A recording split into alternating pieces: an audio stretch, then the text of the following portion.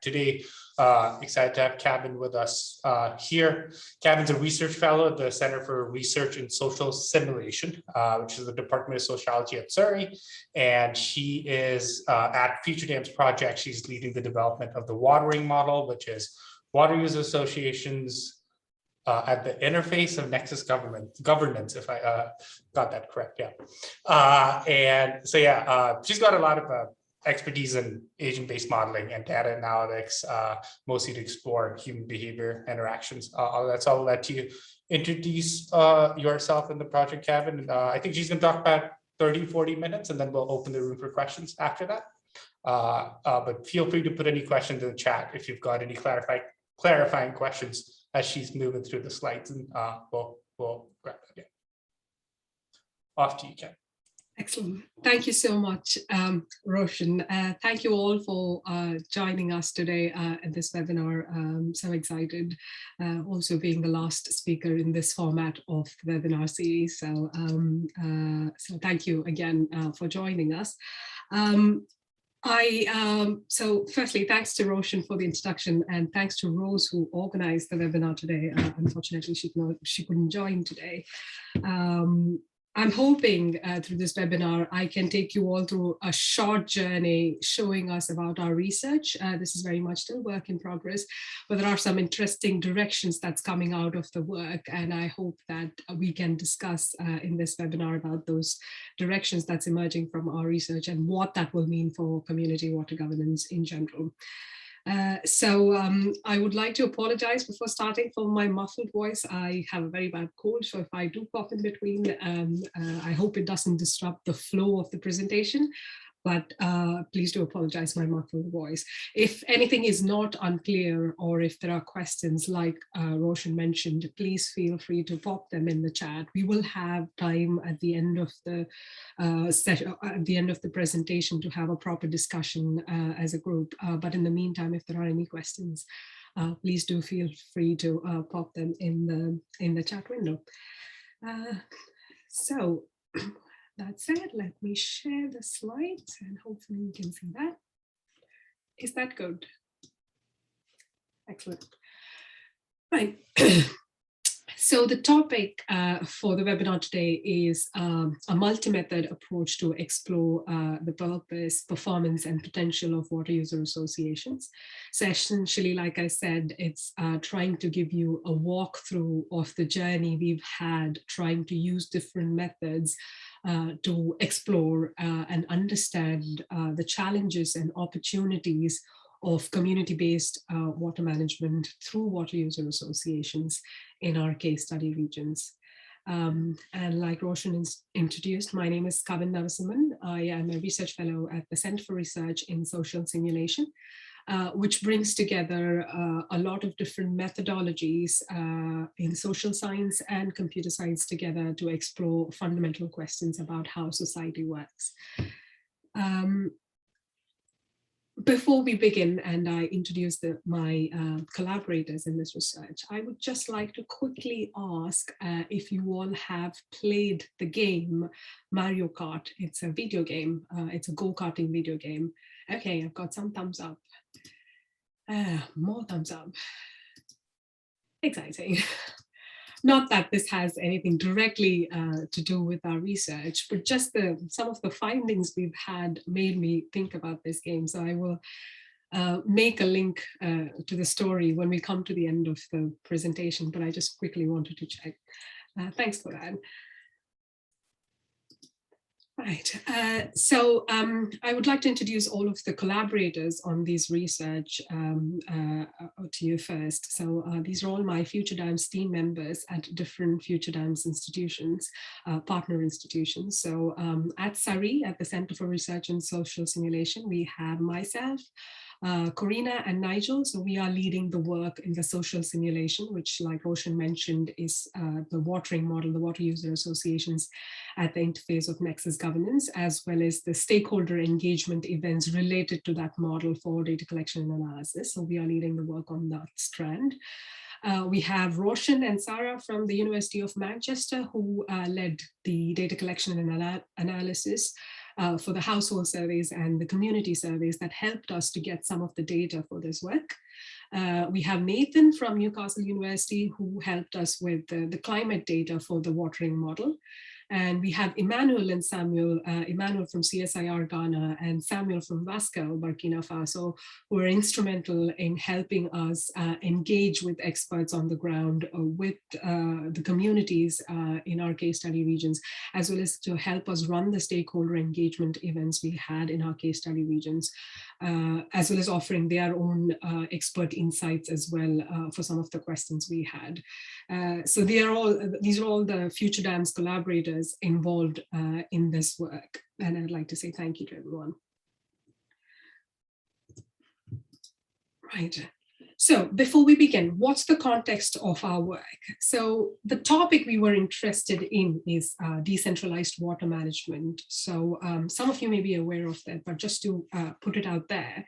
So initially, when the support for irrigation started off, and when states were very keen on improving the support for irrigation, it was all centralized irrigation management efforts. And soon enough, it turned out that the performance of many of these irrigation schemes were poor.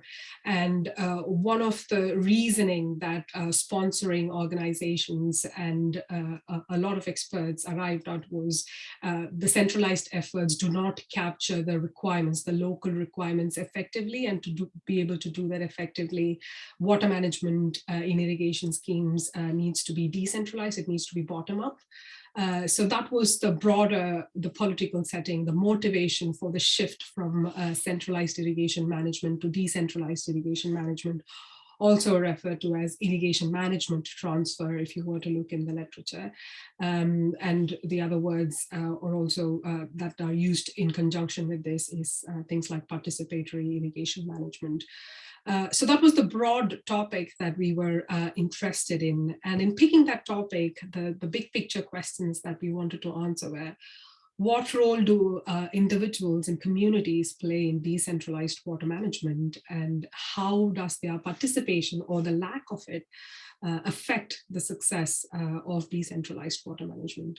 And the approach we wanted to take to address these questions was called Socio-Ecological Systems Modeling Approach, essentially considering society and ecosystems as interlinked through a combination of social, economic, and ecological processes that affect the state and flow of natural resources, water in this case specifically. So with that topic, when we started looking further, we realized quickly that decentralization is possible at different scales. So as you might know, it can be community scales, regional scales, district scales, zonal scales, it could be anything. So we chose specifically the community scale based on the directions we had initially to be able to access data and knowledge in this space. So based on that, we specifically chose the community scale of decentralized water management. And with that focus, refined focus, we started the initial knowledge gathering process. And this was a combination of literature review and informal interviews. So we spoke to members of the WUAs irrigation scheme during 2018 FutureDAMS Project Annual Forum, as well as engaging with FutureDAMS researchers and the wider research community. So these are other researchers who have worked in community-based water management projects in sub-Saharan Africa. So talking to them with a specific focus on questions like, what form does community-based water management take and how successful is it? So all of these questions led us to water user associations. So that word kept coming over and over again. So essentially, in short, water user associations, or WUAs, as I will be referring to them through most of this presentation, are the institutional arrangements for community-based water management. They are generally small scale with a few hundred members in each community. They are a popular irrigation management model around the world. And in sub-Saharan Africa specifically, where our case study regions are, they are a part of both formal irrigation schemes and informal irrigation schemes.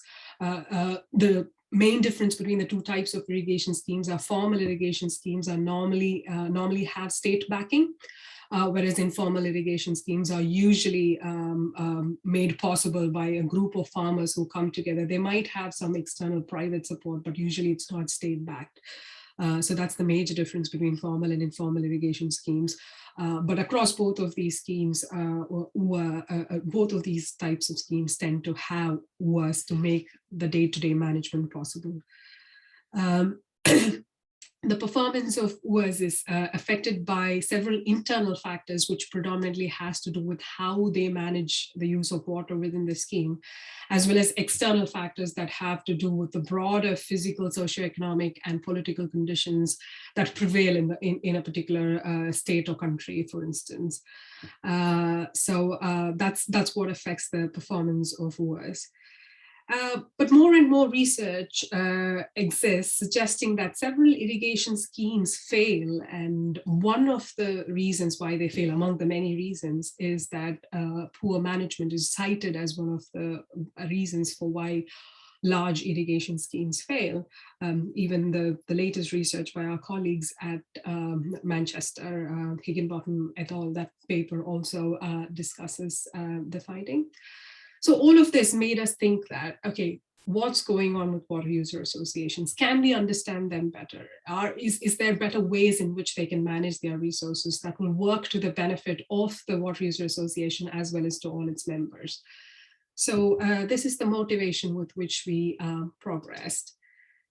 So when we started off, there were a lot of puzzle pieces, as it were. So one thing that came across was there's a fuzzy distinction between internal and external factors. So I just now mentioned that. So there are issues related to how WUA manages water within the scheme, but there are also issues that are relevant to the wider political, socio-economic environment in which the communities operate. And the distinction is not that black and white. One affects the another. So it's not that easy to say that, you know, once WUA has the management responsibilities, they should be able to take over and do effectively because these external factors affect their performance.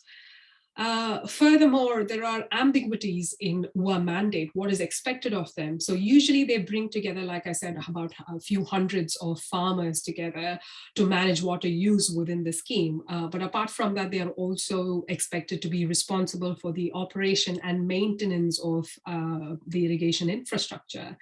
Collect fees from the farmers, keep check on unregulated use, and many other responsibilities. And these responsibilities are not clear when WUAs are established in the first place, and afterwards, subsequently also, the legal provisions making their mandates explicit is often lacking. Third thing, there's definitely a difference between expectations and reality when it comes to WUA. So normally the link that, you know, when a state gives support, for instance, in formal irrigation schemes, which are backed by the state, if there is the formation of a WUA, the expectation is that improving provisions for irrigation allocation will directly impact crop production, which will directly increase the income of farmers, which will subsequently encourage them to cooperate with the WUAs, and the loop will go on. Whereas in reality, this expected loop is actually affected by a lot of issues, like, you know, farmers having access to markets to sell their produce, farmers getting support to buy inputs. So there's a lot of factors that are going on that actually affect the expected feedback loop, and that affects the performance of WUAs.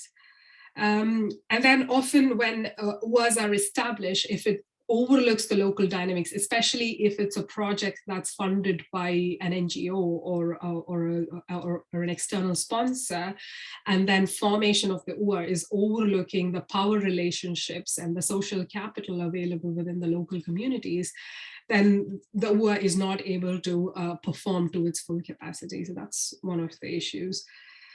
The most definite one is the lack of equipment expertise and the capacity. So by equipment, we mean mainly monitoring equipment. So when it comes to water management, principally, if you think of it, there's water available, and then you have to plan the supply based on what is available, but you have so many unplanned uses and you have wastage and all of that. So without proper monitoring equipment, pretty much whatever management policies that WUA comes up with is being ineffective. And the technical expertise to deal with issues, especially if there is a broken canal or if there's a problem with the irrigation infrastructure, without the technical expertise was basically handicapped to progress on their own. And there are issues often beyond water. So this is one of the first things that actually surfaced when we spoke to members of the WUA irrigation scheme in 2018. It's often, you would think it's about water. Essentially, it's water management. You would think the issues are predominantly having to do with water, but it's usually other things like, electricity or having access to land. So the land tenure system that works in parallel with irrigation schemes. So it's often issues beyond water. So a lot of these different puzzle pieces actually affect the performance of WUAs in terms of how they are able to manage water resources locally and effectively. But they're all, like I said, puzzle pieces. So there are different reasons, but we don't know the causality. We don't know what causes what. We don't know what comes first, what comes next. We don't know how they're all linked. So that's where we come in. So our group, like I mentioned, our expertise is in bringing computational modeling with social science methods to explore what's going on in society. So in here we have some problems, which is the societal phenomena.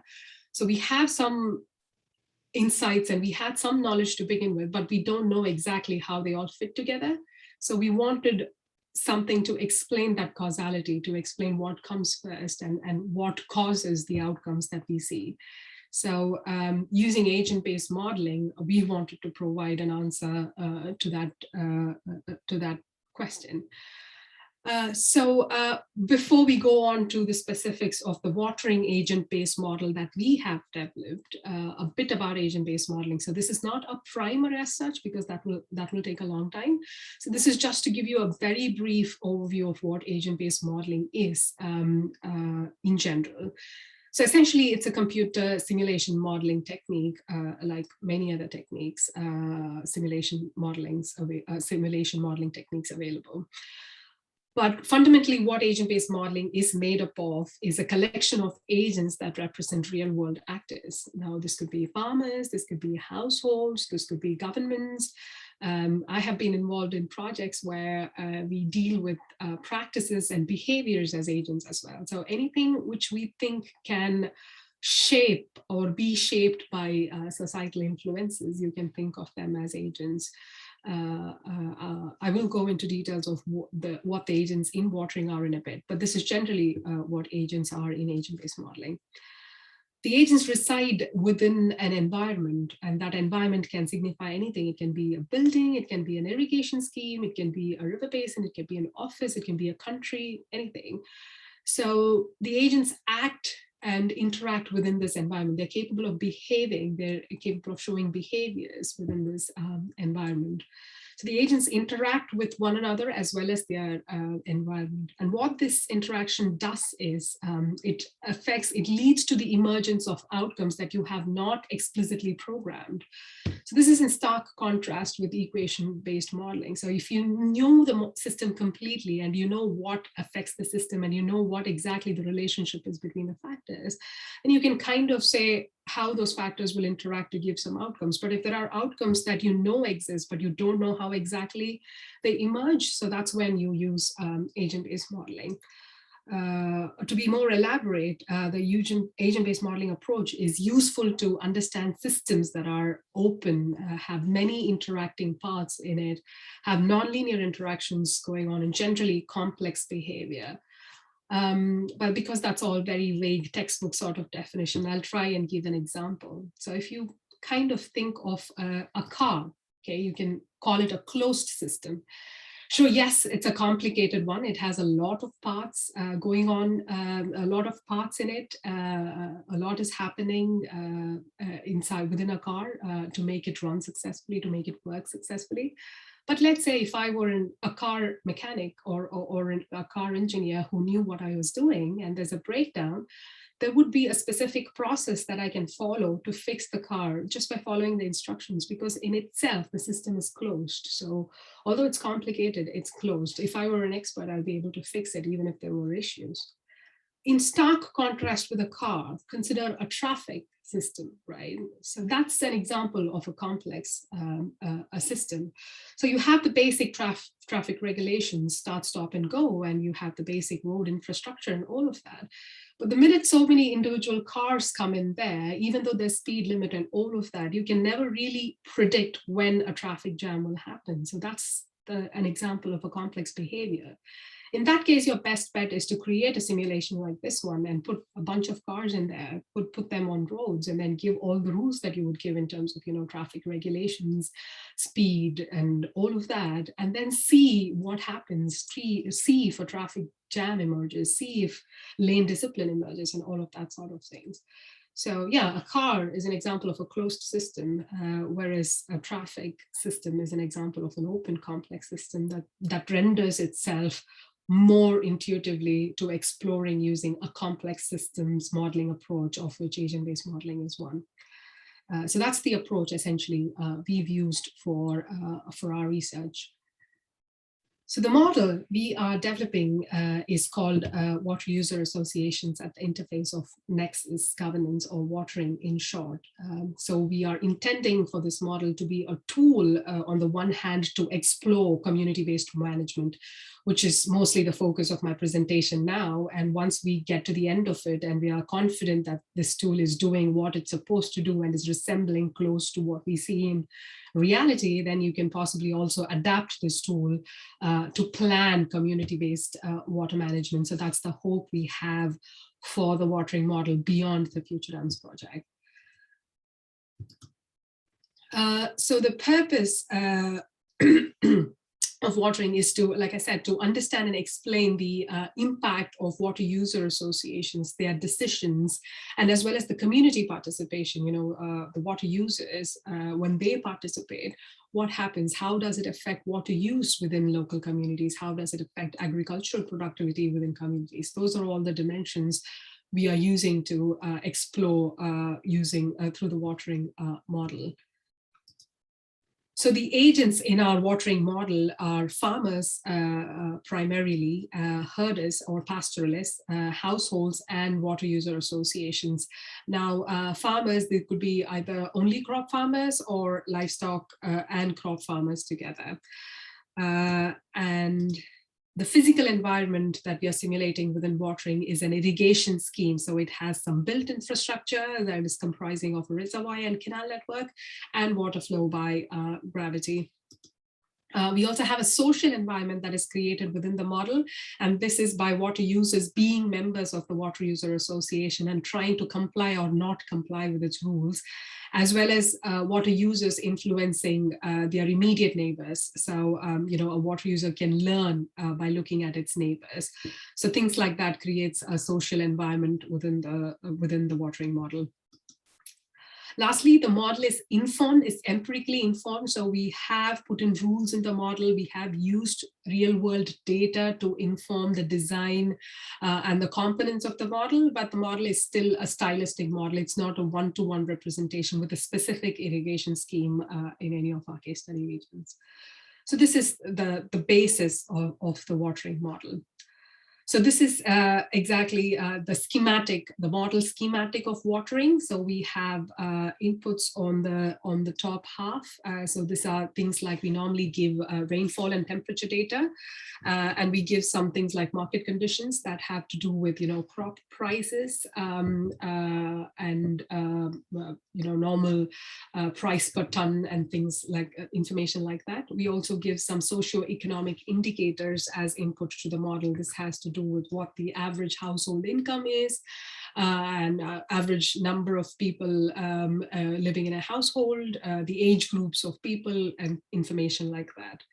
The actual model itself is in the center, and this mainly links water user associations and water users and the irrigation infrastructure that brings them together. So essentially, water user association controls the membership and the allocation of water to the water users. And there are three types of water users. We have farmers, pastoralists, and households. The water users control their behavioral responses to the WUA's water allocation and membership policies. WUA provides water to the water users through the irrigation infrastructure, and water users draw water from the WUA through the irrigation infrastructure. So this is the big picture linkages between the different components of the irrigation scheme we are simulating within watering. And in terms of outputs, we mainly look at the water use by different groups of water users, the efficiency of water use, the economic productivity, the member welfare, like how many of them manage to stay afloat in terms of their economic activity, how many of them are forced to give up one economic activity because they're not seeing adequate profit on a continuous basis, things like that. So that kind of is used as a proxy for member welfare. And WUA success itself is measured in terms of the economic profits that WUA makes in terms of being able to support itself and its members. So I will unpack all of these dense factors as we progress through the presentation, but this is just to give you the big picture of the watering model. So the watering model has four major components. So one is the water demand component, one is the irrigation component, one is the water users behavior, and the last one is the water user associations behavior. So the next 4 slides, I will be talking about how we have implemented each of these components, just briefly. So the water demand model, we mainly use 2 types of models. So we use one crop water demand model. This is to calculate the water demand of the farmers in the scheme who form the majority of water users within an irrigation scheme. So like I said at the beginning, a lot of the water user associations, their fundamental purpose is to serve the water needs of farmers through irrigation. So although there are other water users within an irrigation scheme, this could be for households and pastoralists, these users may not be agreed with when the WUA is established. They form a smaller population of water users within an irrigation scheme normally. So farmers form the most of the members in irrigation scheme. So we use a crop water demand model in watering. So this is using the Blaney-Criddle method in the FAO guidance that is used to calculate the reference crop evapotranspiration for different types of crops. So we've chosen some commonly grown crops in our case study region. So these are things like tomato, maize, rice, and a few other varieties. So essentially what this method allows us to do is with some input information, we can take into consideration about what the growing time of the crop is, what the different growth stages of the crops are, and what is the duration in each of the growth stage, and the water needed to prepare the land for growing these crops and all of that. And it kind of calculates the water demand for the crops by taking in all of these different aspects into consideration. The crop water demand model that we have implemented in watering also allows us to implement staggered plantation, and we can do multiple harvests within one calendar year. So normally a calendar year is January to December. All of the accounting within the model happens in the Julian calendar year, the January to December period. But the cropping calendar does not sync with that. It goes on based on the season. So we have 2 calendars. But within one calendar year, the model allows multiple harvests. And then we have a simple module to calculate the livestock household and livestock water demand and household water demand. This is much more straightforward. It is just simple formula. So essentially, if you remember, one of the inputs we provide to the model is, what is the household size, the average household size, what is the average household water requirement, what is the average livestock size, and what is the average livestock water requirement for different types of livestock, and all of that. So based on that input information, which you can set through the model interface, we just use a straightforward formula to calculate what the livestock and household water demand is. So the calculating water demand part of the watering model is detailed, it's calibrated, but it's not where the behavior comes into picture. It's more of the technical equations that allow us to calculate what the water demand is for farmers, for pastoralists, and for households. And the second part of the watering model is again a more technical model. So it's more about simulating water distribution through this irrigation scheme. So we have the simulated irrigation scheme with a very simple topography. So on the top left, we have the reservoir. Sorry, I'm going to quickly pause. Roshan, are you able to see my mouse hovering at all? I can see the thing moving. I don't know what you mean by hovering. Okay, so I'm just going to quickly choose a laser. Okay, so doesn't allow me to.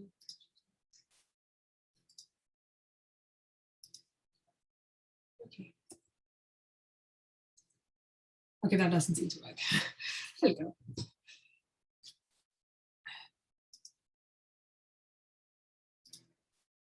Sorry for the interruption. So back to it. So the simulated irrigation scheme, as you can see, it has a reservoir in the top left. So there is a main canal that runs across the simulation window. And then we have laterals. So these are the three parallel lines that you see here. So basically water flows from the reservoir into the main canal across and then through the laterals parallelly. So this simulation, we have simulated the flow of water by gravity. So water flows upstream to downstream, and then water flows from the laterals to the plots sideways as well. So water delivery to the canals is disrupted if the canals are damaged. So this is a simple water delivery system we have simulated within watering. So now comes, so after the two essential but straightforward components that are we have included in watering to calculate the crop water demand and to calculate the water delivery, we have the bit where the agent-based modeling, the strength of the agent-based modeling becomes more apparent. So this is the behavioral aspects of the watering model. So the water user association, there's one agent in watering model. So this represents the water user association as such making decisions. So it makes three key decisions within the model. So one is to regulate membership, to control who can be members of an irrigation scheme. It can either be exclusive, that it means only farmers, only member farmers can belong to the irrigation scheme, or the membership can be inclusive, which means any water user within the physical location of a community can be members of the irrigation scheme. The second lever that a water user association agent controls within watering is allocate water, or rather the mechanism through which water will be allocated to water users. This can either be an upstream versus downstream divide, where upstream users are prioritized over downstream users for water allocation and delivery, or it can be an equity scheme where there's no difference depending on the location of the users. Every member user gets water based on the size of the plot they cultivate, for instance. And then the third management lever that water user association controls is manage use. That is in terms of how strictly water user association enforces its water allocation decisions on the users. It can either take enforce, which is the strictest position, being very strict with how much water it allocates to members. Incentivize mean fairly, and so. So it's the equivalent of, let's say, being strict at some times and being relaxed at other times. And relaxed is the position where the Water User Association completely does not control if and how water users use water beyond their allocation. So these are the three policy levers, as it were, that the Water User Association agent in the model will control. Apart from this, Water User Association will collect fees from all the members, and it'll collect fines if they affect the livelihood of other water users. An example of this is when the pastoralists They usually have huge numbers of livestock, and sometimes their livestock can destroy the crops of farmers within the irrigation scheme. When this happens, the WUA normally intervenes, and the pastoralists have to pay some sort of fines to compensate for the crop losses caused by their livestock. Finally, WUA uses its income to repair any damages to the canal and to loan money to its members if they are affected by loss of income. So these are all the management levers and the decisions that the WUA agent within our watering model makes.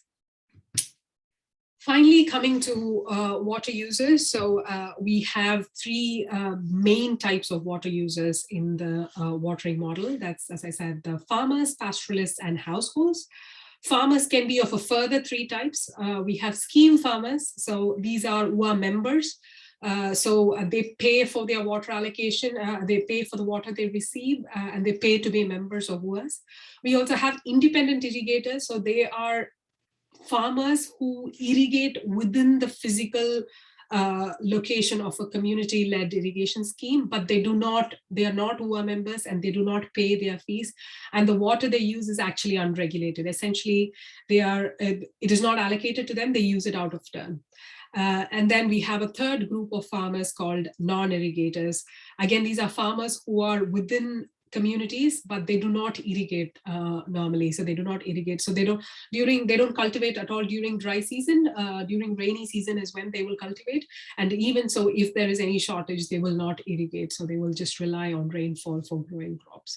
So these are the three types of farmers we have in the model. And pastoralists are livestock keepers. Now, farmers in the model can also have livestock, but these are fewer in numbers, and we don't worry about them because their water use is almost negligent for small numbers of livestock. But in our case study regions, it also turns out that there are really big livestock populations that some pastoralists have, and their entire economic activity is relying on livestock. So these type of water users are normally not located within the central region of an irrigation scheme. They're normally on the periphery of an irrigation scheme. But still, if and when they do use water from the scheme, it can have significant impacts on water availability for other users within the scheme. And then lastly, we have households. Essentially, this denotes primary dwelling within the irrigation scheme. Now, again, some households can be farmers themselves, and some households can work in other people's farms. So that distinction, we're not getting into that now. But essentially, what we'd like to capture here by representing households is domestic water demand, if you will. So water demand where the primary purpose is for irrigation, but some households also end up using water. So that's what we are trying to represent here.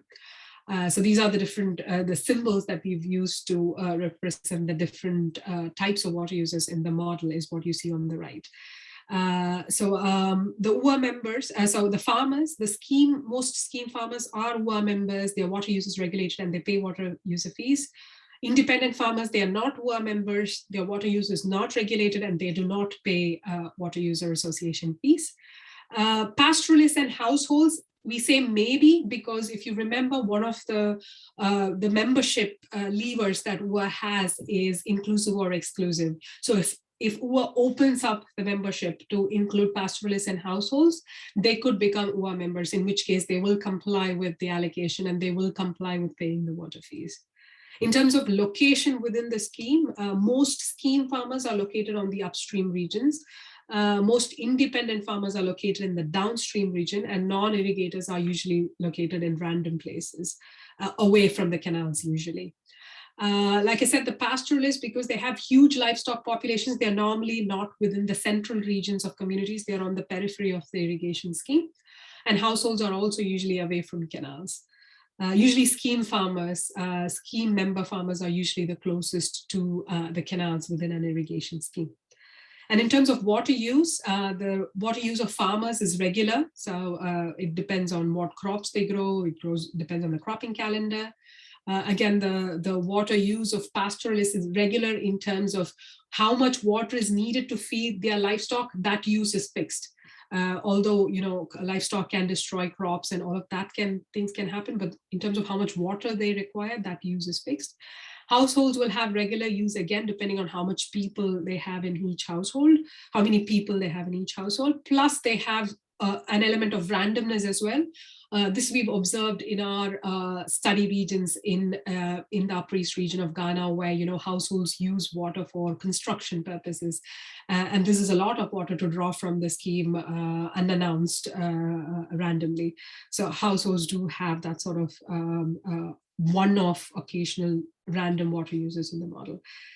In terms of the status, we want this to signify the economic status. So if farmers make profit from growing crops, they will continue to crop the next season or the next year.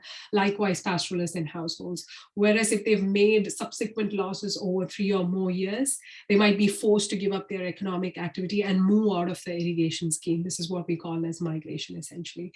The water users can be in one of these two states, active or inactive. They can also be temporarily inactive or be permanently inactive. We call it as obsolete.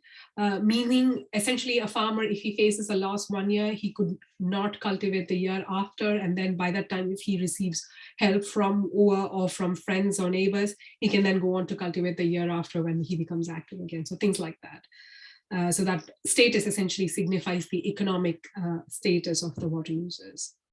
And finally, behavioral stance. So each water user in the model at each time step will decide whether or not it wants to cooperate with the WUA's water allocation and the other rules that the WUA makes. So CP means cooperation, NCP means non-cooperation.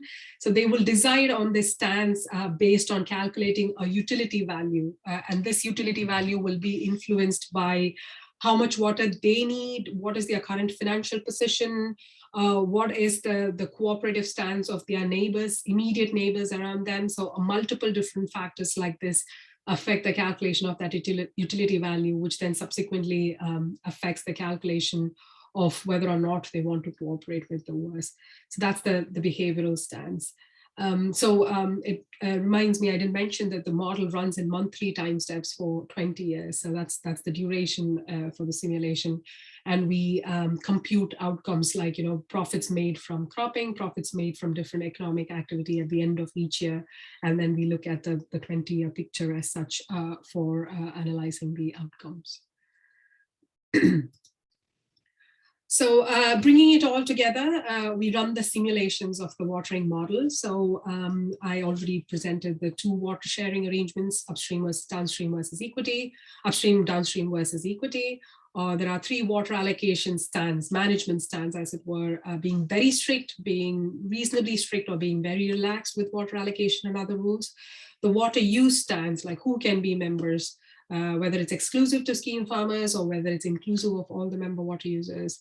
And then the livestock stance, so signifies basically if livestock belonging to the pastoralists damage the canals and crops periodically, or somehow they are prohibited from doing that, that they don't cause any damage to the canals and the infrastructure.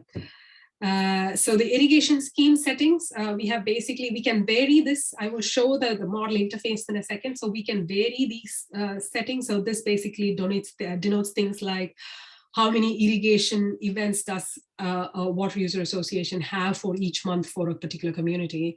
This basically denotes like how many days per month do they irrigate, how much is the duration of each irrigation event, what is the discharge rate at the source, at the canals, what is the irrigation allocation, like how much percentage of water from the source is allocated for the scheme efficiency, like, what about the losses in the process of transferring the water from the source to the plots and things like that. So these are technical details which stays fixed at the interface. We are not varying these conditions, again, because this is a lot of technical details, because a lot of this is fixed at the scheme level, and this is not of the major interest. The major interest is trying to explain what happens when you add behavior to all the engineering. So that's essentially the big picture focus. So because of that, we've kept these settings as fixed, although you are able to vary that if you're interested, if you want to in the model.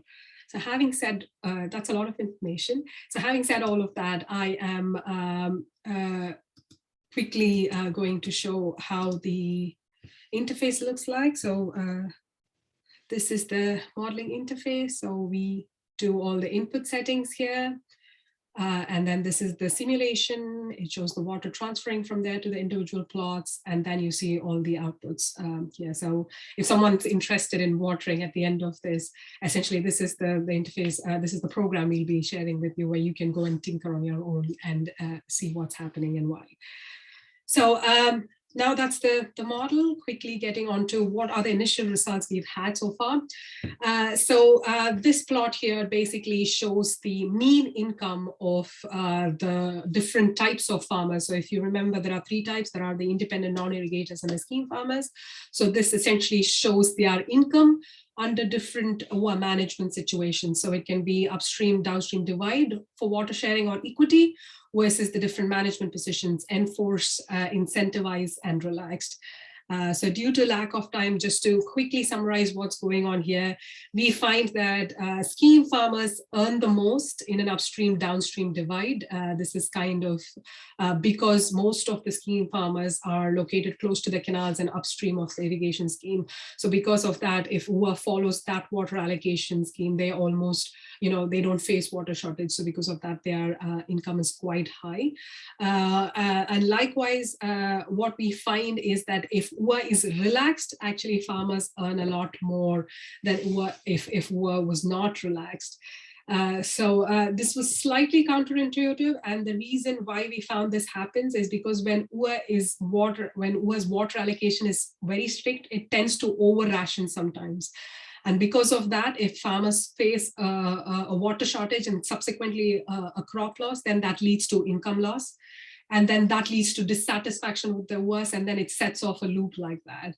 And because of that, we find that when WUA is strict, rather than working to the advantage of farmers, it could work to their disadvantage, especially when WUA's water allocations calculations is slightly off the mark and WUA over rations.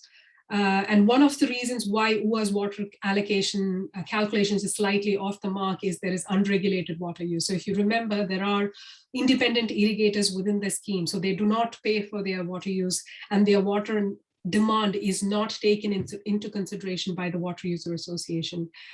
Because of this, WUA's calculation does not factor in, it's aware of the unregulated use, but it can't really estimate the exact influence of the unregulated water use at each time step. Because of this, WUA might tend to over ration at times, and because of that, scheme farmers face a loss. So that's why we find that when WUA is very strict, actually, rather than increasing farmers' income, it decreases the farmers' income. The other set of results we find is in terms of the WUA income, and we again find that this is slightly opposite to what we find with respect to the farmers. So with farmers, we find that scheme farmers earn the most when WUA follows an upstream downstream divide, whereas the WUA earns most when it follows an equity water sharing policy, simply because although most scheme farmers are upstream, there are other scheme farmers can be downstream as well. And if it has an inclusive membership policy, then pastoralists and households can also be downstream. But with an equity water sharing, most of them get little water rather than some people getting all the water and others getting nothing. So if that makes sense. So essentially, if there is a water shortage, an equity scheme assures that everyone gets some water. Whereas if there's a water shortage, an upstream versus downstream divide means only those upstream will get any water at all, whereas those downstream are completely face a severe scarcity.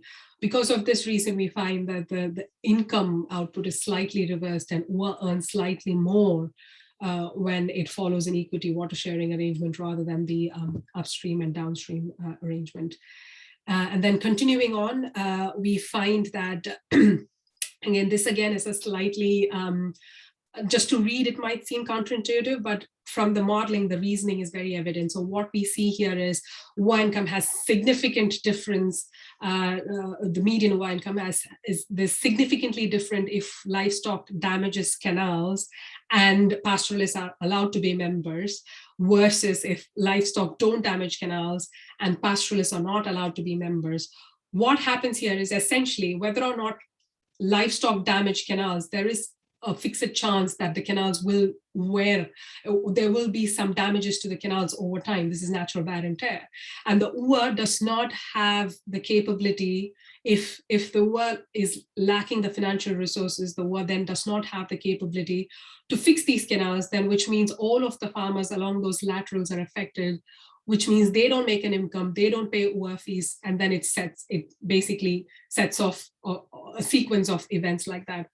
Whereas even if the livestock belonging to pastoralists damage the canals, but they are WUA members and they pay the fines to fix the damages, then the WUA is much more able to do a better job at fixing the canals, which means more farmers are profiting from the water allocation, thereby they are paying fees continuously.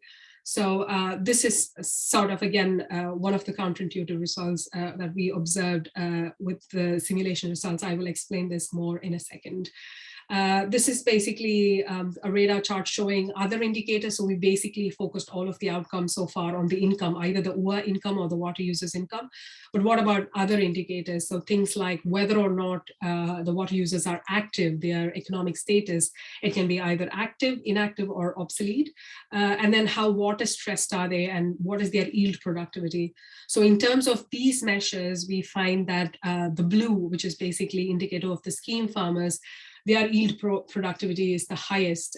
Again, this is not surprising considering that they have the most direct form of water access through the scheme, whereas non-irrigators don't have, and independent non-irrigators and independent irrigators don't have water access through the scheme.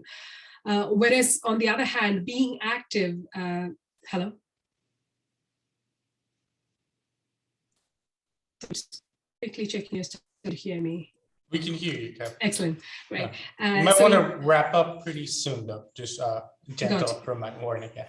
A reminder, not warning, yeah. Yeah, got you, thanks. So in terms of the economic status, we find that basically scheme farmers are less active than non-irrigators.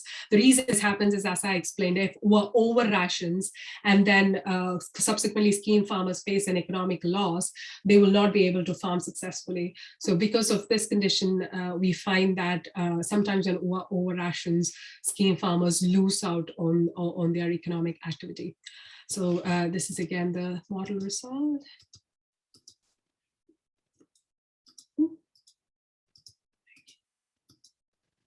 Okay, my slide seems to have frozen. Hello? Yeah, it's on the initial results with the spider chart, I believe it's what it's called. Right, okay, yeah. My slides seem to have frozen for some reason. But I do have more to talk about how we validated some of these results by talking to stakeholders. We ran a stakeholder engagement event in Ghana a couple of weeks back, and where we presented some of these results, but not in this format, in more intuitive formats as a systems map, as flow charts, as story sessions, where farmers related to their own experiences. So they looked at the outcomes, relating it to their own experiences, and told us what actually works like they see it in their scheme and what actually does not work like it. So I wanted to show a couple of outputs on that, and my slides seem to have frozen. So maybe if we can start taking questions then, Roshan. Yeah, hi, Kevin. This is Julian. Thanks for your presentation today. Certainly, you've done a lot of work, and it's showing some initial nice results. I just wanted to hear about your wider view. I mean, on what this kind of social simulation can achieve.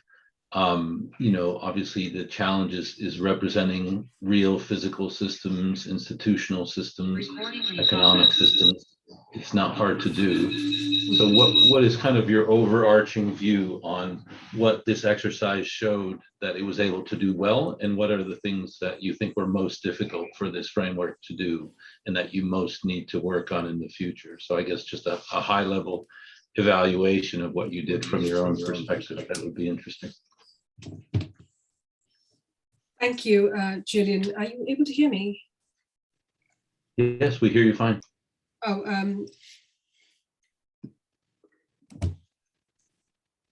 are you able to hear me? Yeah, we can Yes. hear you, Kevin. Okay, excellent. I've just logged in from another computer just in case. Thank you, Julian. That's a very interesting question. I think I'll try to answer that in two parts. So fundamentally, I think when we have a system and the objective is to provide a set of recommendations, then we definitely ought to use an optimization sort of approach for modeling, because essentially if you know the interacting components of the system and you know how exactly they interact, but you want to know how they can interact in the best way possible, then the approach that we use is optimization. So that would be an optimization model. So I think we started off from a slightly different angle in trying to simulate the system rather to explore the system, to explore what we don't know. And some of the results that we've achieved exactly highlighted that.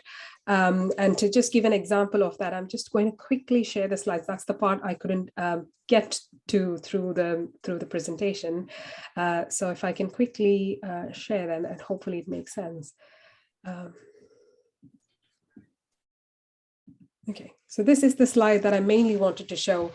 So one of the things that I said was like a lot of these results are showing initial directions in terms of what happens if UA is overly strict, in terms of what happens, if upstream users are given priority and all of that. And that's exactly what we don't understand in these communities, because there's a lot of data in this community, not a lot, at least this past data available in these communities in terms of the water allocation, in terms of the crops grown, in terms of the how much crops are produced, what is the income and all of that. But what we don't have is almost negligent data is at the UA level. So we don't know how much income UA makes, how successful its members are, how many times UA fixes the canals. All of this information is almost non-existent. And yet one of the biggest moves happening in Ghana right now is there's a UA federation is being in the process of forming.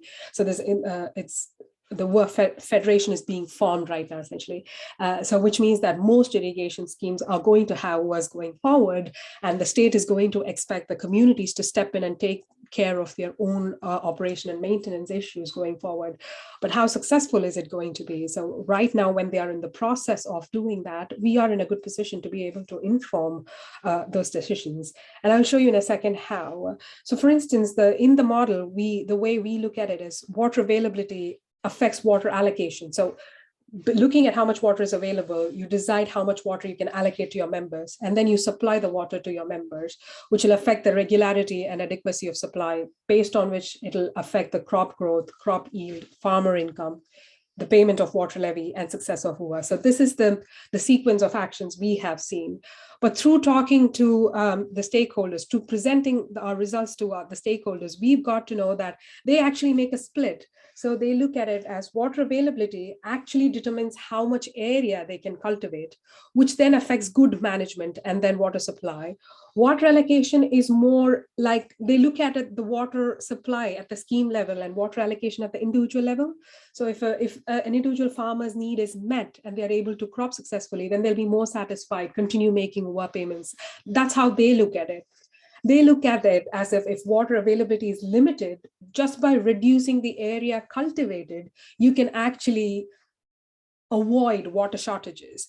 But clearly we know that a lot of schemes are underperforming, and that's the research, that's the finding from Tom's research and the research that their team put together. A lot of schemes are actually underperforming in terms of how much area they cultivate, and yet in terms of the agricultural productivity, it's not to their advantage. And what we have shown here is actually one possible logical explanation for why that might be the case, because just by reducing the acreage, you're not going to be able to overcome water shortages as long as unregulated water use is not checked. So that's one of the dimensions. Other interesting dimension that, so this is the example I wanted to show, the Mario Kart example. Right at the beginning I asked, I don't know if many of, some of them had shown that they had played Mario Kart. So this is this online video game, right? So what happens is the winners in the video game, they don't get a lot of powers. Actually, the losers, those who are behind in the game, start getting a lot of powers. We call this rubber banding in video simulation. What this basically tries to do is to level the simulation gameplay for all the different players, although this might be more in the spirit of the game, like, to introduce, to create interest in the game, it actually works against the expectation. So sometimes, what happens is, so basically in the rubber banding technique in Mario Kart is that losing players get more power, winning players get obstacles. This is to level the playing field and to keep the game interesting so that, you don't have a clear winner from the beginning, from the get-go. So this idea is good, right? Theoretically, it sounds like, the more interest there is, there will be good. But what we are afraid is sometimes when one of the things, like I say, is one of our findings was, and most of the stakeholders as well felt that is true. If WUA is more strict, they felt that more people will comply with the WUA and will benefit from it. Whereas we have a causal story here that's going on that says that if WUA is very strict and over rations its supply because it cannot account for unregulated water use, then it means that people are going to, scheme farmers are going to make a loss and eventually be unhappy with the WUA and not contribute to its success. So a sort of what might be going on here is rubber banding effect in a very unintended way. So these sort of causal explanations, and especially providing it at a time when they are making such institutional moves to actually give center stage to the WUAs, I think is practical application-oriented relevance of the work.